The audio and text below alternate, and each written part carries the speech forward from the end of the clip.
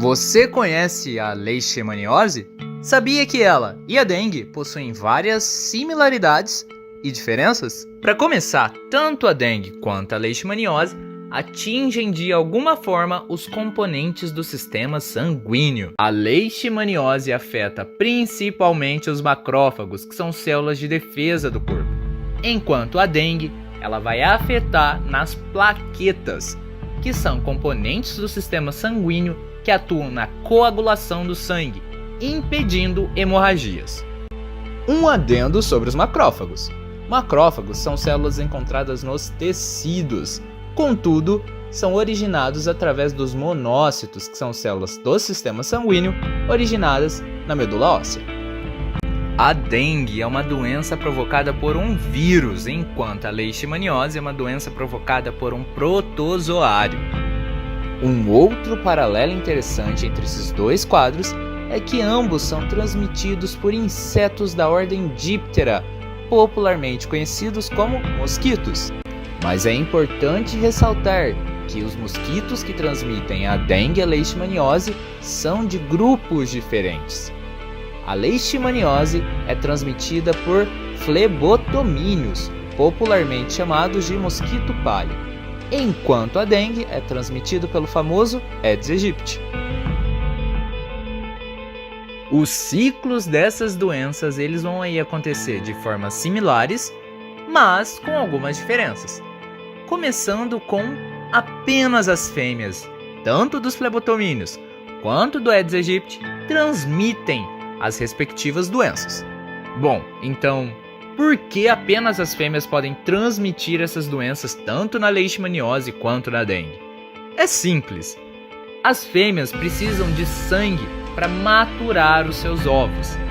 Então, apenas as fêmeas, durante esse ato de alimentação, de repasto sanguíneo, vão transmitir a doença. E é importante ressaltar que elas apenas transmitirão a doença se elas estiverem infectadas pelos patógenos. Mas agora vai uma diferença entre os vetores, ou seja, esses agentes que transmitem essas doenças.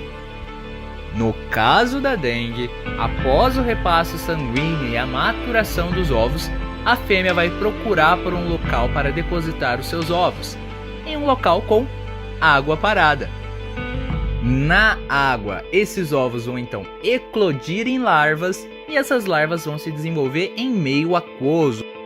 Enquanto na leishmaniose, as fêmeas dos flebotomíneos, depois do repasto sanguíneo e da maturação dos seus ovos, vão procurar por um local para depositá-los.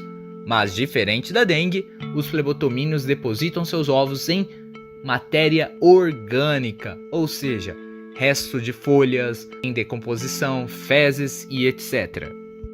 As larvas vão então eclodir próximas à matéria orgânica e se desenvolver ali. Com base na localidade onde cada um desses dípteros prefere estabelecer os seus ciclos, é possível notar uma outra diferença.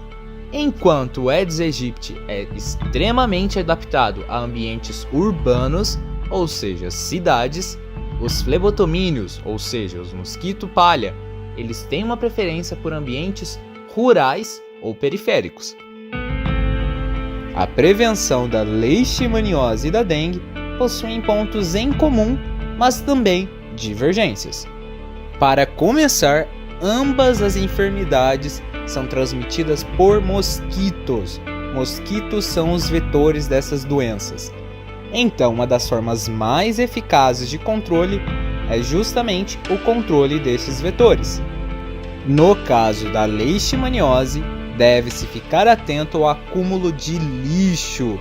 Como falado anteriormente, as larvas da leishmaniose demandam matéria orgânica. Então, tendo o controle de lixo, você consegue controlar também os vetores. Enquanto na dengue, deve-se controlar água parada, porque o ciclo deste mosquito demanda a presença de água para a proliferação da espécie. Se controla-se então a água, controla-se o vetor. Outras medidas de proteção contra essas duas enfermidades também podem ser utilizadas, como tela contra insetos e repelentes, tanto humanos quanto repelentes para animais.